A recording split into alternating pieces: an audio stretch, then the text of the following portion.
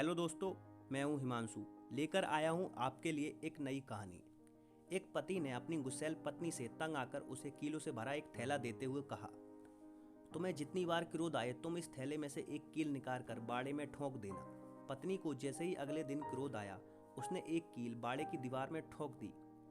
यह प्रक्रिया वह लगातार करती रही। धीरे धीरे उसकी समझ में आने लगा कि कील ठोकने की व्यर्थ मेहनत करने से अच्छा तो वह अपने क्रोध पर नियंत्रण करना है। और धीरे धीरे कील ठोकने की संख्या कम होती गई। एक दिन ऐसा भी आया कि पत्नी ने एक दिन में एक भी कील नहीं ठोकी। उसने खुशी खुशी यह बात अपने पति को बताई। पत्नी की बात सुनकर पति बहुत प्रसन्न हुआ और कहा, जिस दिन तुम्हें लगे कि तुम एक बार भी क्रोधित नहीं हुई, उस दिन तुम ठोकी हुई कील को बाड़े में से निकाल लेना। पत्नी ऐसा ही करने लगी। एक दिन ऐसा भी आया कि बाड़े में एक भी कील नहीं बची।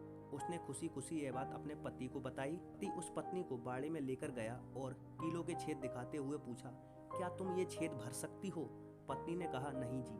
पति ने उसके कंधे पर हाथ रखते हुए कहा, अब समझी, क्रोध में तुम्हारे द्वारा कहे गए कठोर शब्द दूसरे के दिल में ऐसे ही छेद कर देते हैं, जिनकी भरपाई भविष्य में तुम कभी भी नहीं कर सकती हो। जब भी आपको क्रोध आए तो सोचिएगा कि आप कहीं किसी दूसरे के दिल में कील ठोकने तो नहीं जा रहे हैं।